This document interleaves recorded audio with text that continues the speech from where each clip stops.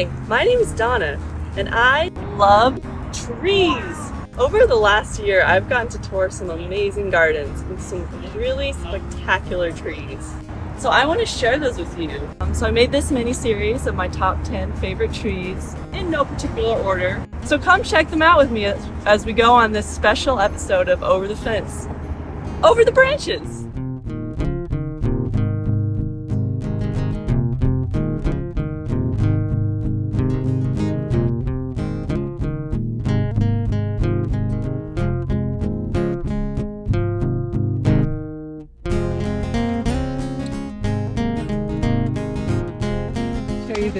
This is a red elderberry.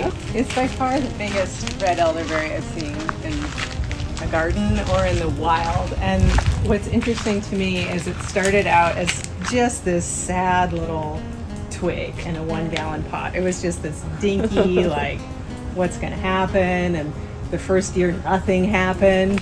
Yeah. And now 6 years later, it's full, and it gives them a little bit of enclosure on their windows, and you can see the berries are starting to come. There's a lot of native plants like this, particularly the red and blue elderberry, that really start out as just these small, sad-looking things that people in the nursery aren't really likely to buy, but if you're patient, you get a pretty fantastic plant. I mean, it almost looks tropical to me. It really does. Great big leaves. It's so interesting how it's branched too. I don't know if that's from pruning or... No, I don't think it's ever been pruned. It's so funny. It's like this just splayed out. shape. Yeah, and it's reaching toward the sun on that side. Oh, yeah.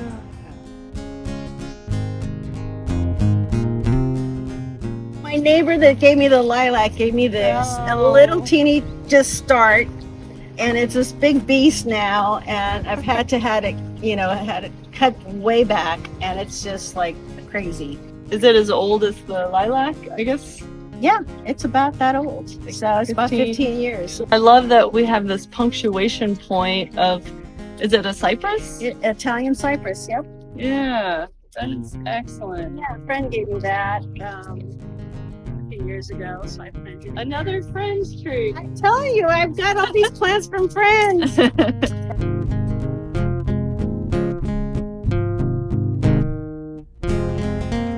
Show you a dove tree. Ooh! This is the first time I've seen this one flower. It's a little bit younger.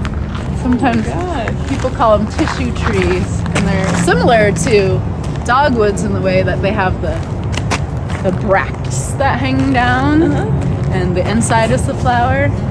And it's a unique tree. It's a Vidii involucra. Beautiful. Yeah. I love it. It's so whimsical. Dove tree or tissue tree. Yeah. Dove tree's a lot prettier. From a distance, you look up and you think the tree's full of doves.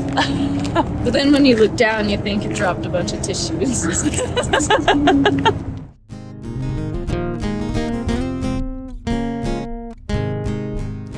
Oh, these are gorgeous leaves.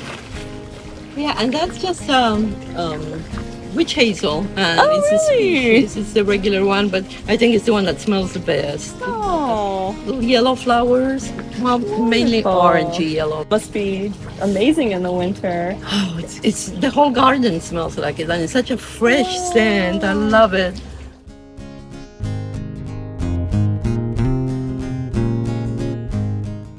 This is a conifer that does change color. It's Chief Joseph. It's a lodgepole pine. Okay. And in the winter, it turns the most beautiful, brilliant yellow. Oh, It's been here probably 3 years now. okay.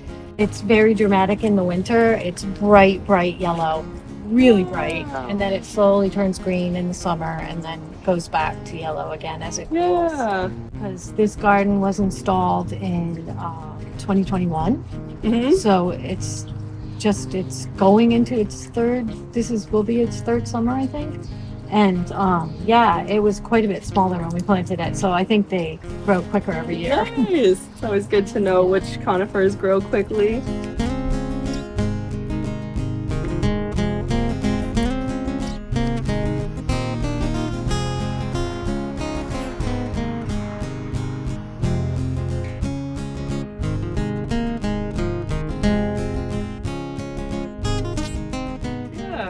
love the arbutus. Yeah, which also gets whacked. But now it's kind of creating this archway, so I'm like, okay. And can you just stand under there? It's like Sure. it's perfect for the gardener. It's perfect for the very short garden. Yeah. I mean, you're the person that it knows the most, so it makes sense. And then these little balls will turn red soon. Yeah, they'll go from green to orange to red. Oh, that's gorgeous. Yeah, that's why I love this shrub because, well, A, it doesn't need any summer water at all. Mm-hmm. But these will become flowers that the hummingbirds absolutely adore, and they smell like honey. And then the fruit, all on the same shrub at the same time. You have green fruit, orange fruit, and red fruit. Oh, so all stages of maturity and flowers all at the same time. Wow. So it's very, very Is this compacta? It is compacta, Okay. which isn't very compact. No.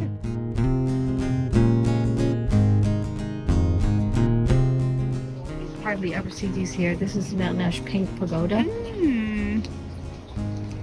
And it gets these berries that turn pink and they persist for the whole winter. With no leaves, there's pink berries. And the birds don't eat them because they don't see pink. They only see red or, they don't see them.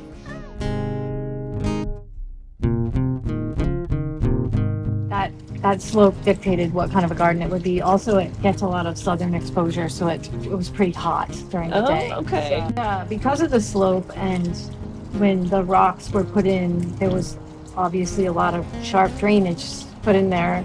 Yeah. So I figured that's what we had to plant to the conditions of the soil. So And conifers like that sharp drainage. those are junipers, yeah. Oh, right. Yeah. Yeah. So this is such a beautiful plant. It's almost got a purple stem in there. Yeah, it's pretty. And also there's a lot of deer here, so all these plants had to be deer resistant. Okay.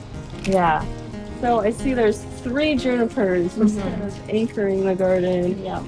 Nice.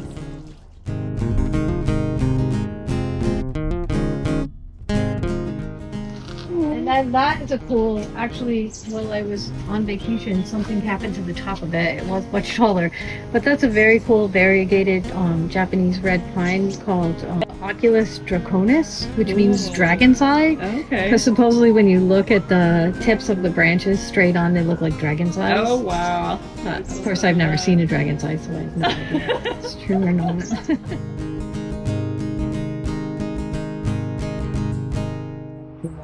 Called Gold Rush. Okay. The foliage is brilliant gold all summer. Oh, Now it's turning green and then brown. It was okay. only discovered in 1948 or something like that in China. China. It's a fossil tree, and Okay. they believed it didn't exist anymore, except as fossil. And then it's a valley somewhere, maybe monastery, but some very secluded.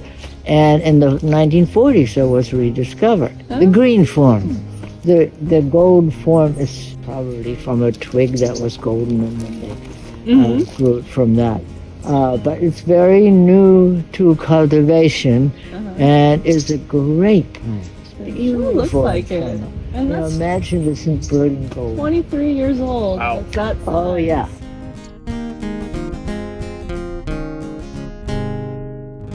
You know, this tree here is really coming into its own, and so I think it'll cast a little bit more summer shade this year.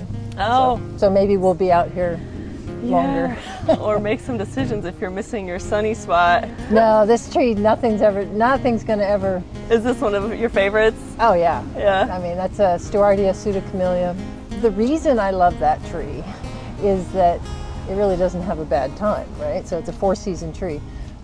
So it's blooming right now.